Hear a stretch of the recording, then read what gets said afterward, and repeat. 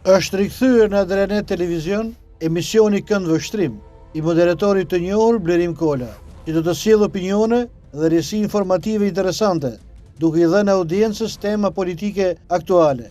Në edicionin e parë ishte i ftuar Artur Roshi, kreu i ballit kombëtar demokrat, i cili komentoi mbi zhvillimet më të fundit të situatës politike në vend. Mirëmbrëma të nderuar të shikues, mirë se erdhët në emisionin Kënd Vështrim. Unë sot jam me kreun e ballit kombëtar demokrat, zotin Artur Roshi. Zoti Roshi, mirë se erdhët në emisionin Kënd Vështrim. Faleminderit për ftesën. Zoti Roshi, si e komentoni situatën aktuale politike në vend? Pak e tensionuar. Ja, është një situatë në fjalë që shkon ndesh me interesat e qytetarëve. Dhe kemi një mazhorancë që vërtet duket si e rënuar, edhe është e tillë. Mirë po edhe në lëngim pushteti sigurisht me fjalë nuk është pa kusure për qytetarët.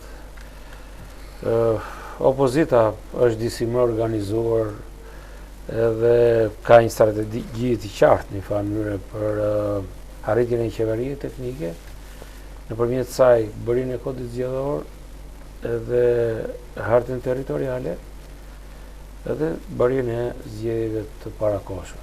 Gjatë intervistës së Roshi u ndal edhe tek sfidat aktuale të skenës politike, duke theksuar nevojën për qasje më të përgjithshme prej aktorëve kryesor, si analizoi përplasjet e fundit brenda opozitës, duke analizuar ato si pengesë për krijimin e alternative të besueshme për qytetarët. Si shihni debatet e fundit në Partinë Demokratike? Kanë fjalën përballjen Saliani, Berisha.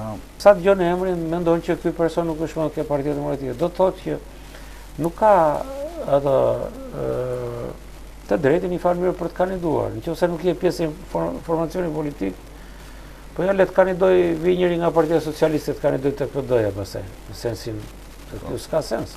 Emisioni Kënd Vështrim pritet të vijojë edhe në edicionet e ardhshme me të ftuar VIP nga fushat e politikës, ekonomisë, duke sjellë debate mbi çështjet më të rëndësishme të ditës.